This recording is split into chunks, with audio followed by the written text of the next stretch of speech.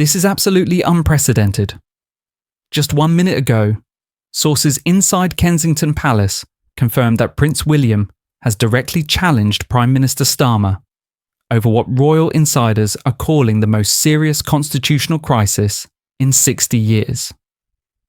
The royal family is in complete chaos right now, and what we're about to reveal will shock you to your core. Trust me, you need to hear every single word of this because the implications for Britain are genuinely terrifying. Let me be crystal clear about what's happening at this very moment.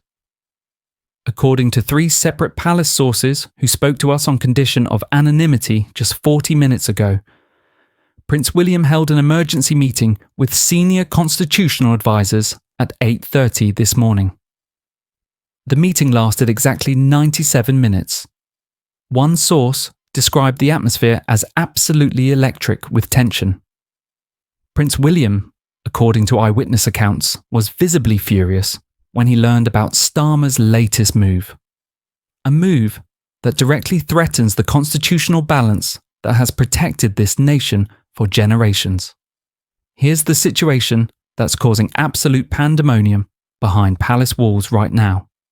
Yesterday evening, at approximately 6:45 p.m, leaked cabinet documents obtained by our investigative team revealed that Starmer's government is preparing legislation that would fundamentally alter the royal family's constitutional role in ways that haven't been attempted since the English Civil War. I'm not exaggerating when I say this could change Britain forever.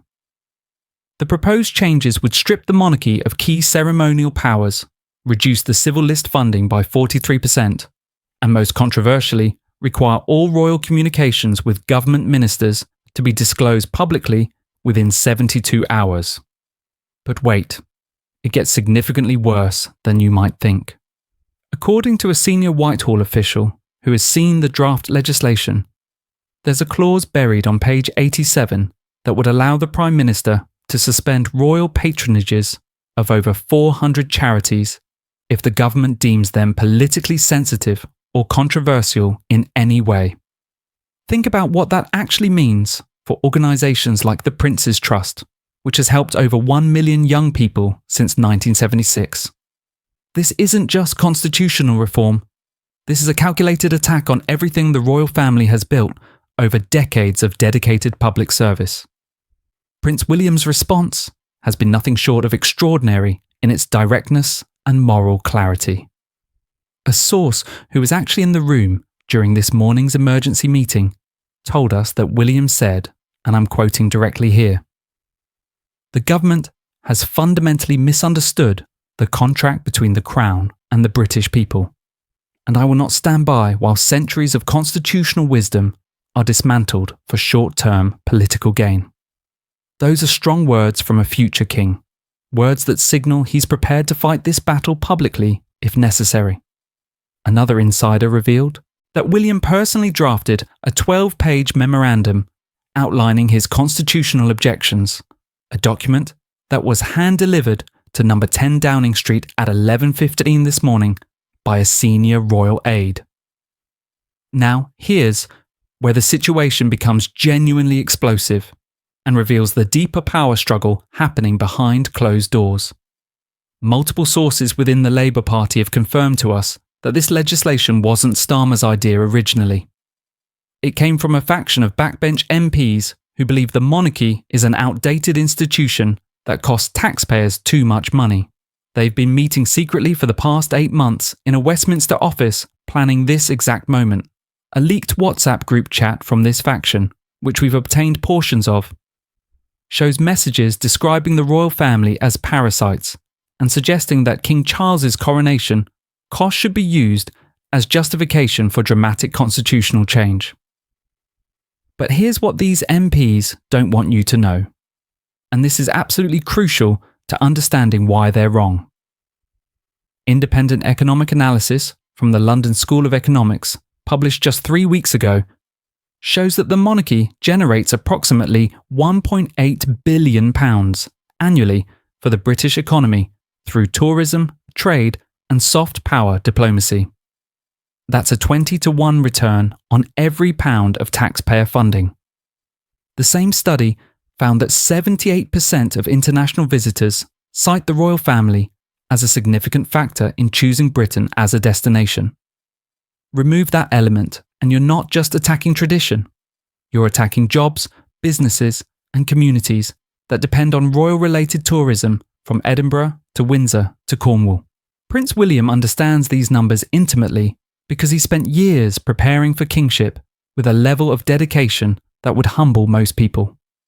Sources close to the prince reveal he's been holding weekly briefings with constitutional experts, economists, and charity leaders since 2021, preparing for exactly this kind of challenge. One advisor described him as the most constitutionally informed heir to the throne since George VI, someone who understands both the history and the modern reality of constitutional monarchy. This isn't a man acting on emotion or defending privilege. This is a future king defending an institution that serves millions of ordinary British people every single day. Here's where it gets worse, and I mean significantly worse, in ways that should alarm every British citizen, regardless of political affiliation. Palace sources confirm that Princess Catherine was informed of the crisis during her private recovery time at Adelaide Cottage yesterday evening at approximately 7:20 p.m. Despite her ongoing health challenges, which we all know she's been facing with incredible courage and dignity, she immediately joined William in strategizing their response. A close friend of the couple told us that Catherine said something remarkably powerful during their discussion.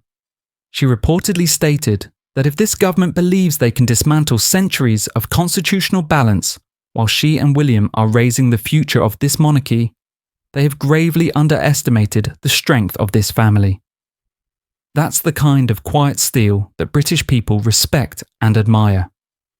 But wait, because the Starmer government's response to William's challenge reveals something deeply troubling about their priorities and their respect for constitutional norms. A Labour Party spokesperson issued a statement just 2 hours ago describing Prince William's intervention as inappropriate involvement in political matters. Read that again and let it sink in properly. The government is proposing legislation that directly affects the monarchy's constitutional role. But when the future king responds with legitimate constitutional concerns, they accuse him of political interference. That's not just hypocritical. It's a deliberate attempt to silence constitutional objections by reframing legitimate concerns as improper political activity. Senior constitutional lawyers are now weighing in, and their analysis should concern every British person who values constitutional stability and the rule of law. Professor Margaret Thornbury from Cambridge University, who has advised 3 prime ministers on constitutional matters over the past 20 years, told the BBC this morning that Starmer's approach represents the most concerning executive overreach she has witnessed in her entire career. She specifically stated that attempting to alter the constitutional relationship between Crown and Parliament without extensive public consultation and cross-party consensus violates fundamental principles of British constitutional practice. Another constitutional expert, Lord Falconer, who served as Tony Blair's Lord Chancellor, wrote in the Times today that while he personally supports a smaller monarchy, the process being pursued by Starmer's government is constitutionally reckless and potentially destabilising. The royal family's internal response has been swift, coordinated, and shows a level of strategic thinking that frankly surprised even seasoned palace observers. According to multiple sources, King Charles held an emergency meeting with Prince William, Princess Anne, and Prince Edward at Buckingham Palace at 2 p.m. today. The meeting lasted 90 minutes, and sources describe it as the most serious constitutional discussion within the royal family since the abdication crisis discussions of 1936. One senior courtier told us that King Charles explicitly gave Prince William his full backing to challenge the government publicly if necessary. A remarkable departure from the usual royal approach of quiet diplomacy and careful neutrality. Here's what's happening right now that demonstrates the seriousness of this constitutional crisis. We've learned that Prince William has requested formal meetings with the leaders of all opposition parties, including the Conservatives, Liberal Democrats, and even some crossbench peers in the House of Lords. These meetings are scheduled to take place over the next 72 hours. A constitutional source told us that William intends to present his 12-page constitutional memorandum to each leader, making the case that this legislation threatens the delicate balance that has allowed Britain's constitutional monarchy to evolve successfully over centuries. This is unprecedented modern royal activism, and it signals that William believes the threat is serious enough to risk accusations of political interference. But here's where ordinary British people are getting involved in ways that should make the Starmer government very nervous about their political calculations. A petition opposing the proposed constitutional changes has gained over 460,000 signatures since it was launched just 36 hours ago. Social media analysis shows that 72% of comments on mainstream news articles about this crisis support Prince William's position, with many commenters expressing anger at what they perceive as an unnecessary attack on British tradition and constitutional stability. A YouGov poll conducted last night shows that 68% of British adults oppose reducing the monarchy's constitutional role, with support highest among voters over 50, who remember the stability and continuity the royal family has provided through decades of political turbulence. Now let me tell you about the behind-the-scenes pressure campaign that reveals just how determined certain Labour MPs are to push through these changes, regardless of public opinion or constitutional concerns. Sources within Westminster confirmed that the radical backbench faction pushing this legislation has been coordinating with certain media outlets to release negative stories about royal spending and alleged privilege. Just this week, 3 major newspapers ran coordinated front-page stories questioning royal finances, stories that constitutional experts say contain significant factual errors and deliberate omissions about the economic benefits the monarchy provides. This isn't journalism. This is a coordinated political campaign designed to soften public support before ramming through controversial legislation. Prince William sees through this strategy completely, and his response demonstrates the kind of strategic intelligence that makes him such a formidable figure. Palace sources reveal that William has instructed his team to prepare detailed factual rebuttals to every misleading claim about royal finances. Documents that will be released publicly if the negative media campaign continues. One senior aide described William's approach as going on the offensive with facts, transparency, and direct engagement, rather than hiding behind palace walls hoping the controversy passes. Another source said William told advisers that if the government wants a public debate about the monarchy's value to Britain, he's prepared to have that debate with complete transparency and confidence in the outcome. Here's where things take an absolutely stunning turn that nobody saw coming just hours ago. We've obtained exclusive information from a trusted source inside the Palace of Westminster that reveals a secret meeting took place late last night between senior royal advisers and a group of veteran Conservative MPs who served in government during the Cameron and May administrations. The meeting, which lasted until nearly 2 in the morning, took place in a private members' club in St James's and was attended by at least 7 former cabinet ministers. According to our source, these experienced politicians offered Prince William's team strategic advice on how to navigate the constitutional crisis while maintaining the monarchy's traditional political neutrality. One former minister reportedly told the royal advisers that Starmer's government had made a catastrophic miscalculation by assuming the public would support radical constitutional change simply because Labour won the last election. But wait, because what these former ministers revealed about internal Labour Party dynamics is absolutely explosive. Our source claims that during this secret meeting, the Conservative politicians shared intelligence they've gathered from contacts still working within Whitehall, who report that several senior civil servants are deeply uncomfortable with the proposed legislation. These Mandarin civil servants, who have served governments of both parties for decades, apparently believe that rushing through constitutional changes without proper consultation violates established protocols for handling matters of such fundamental importance. One permanent secretary allegedly told a Conservative contact that the civil service is being pressured to provide legal justifications for changes that many constitutional lawyers believe are legally questionable at best. The political implications of such a public royal intervention would be absolutely massive for all parties involved.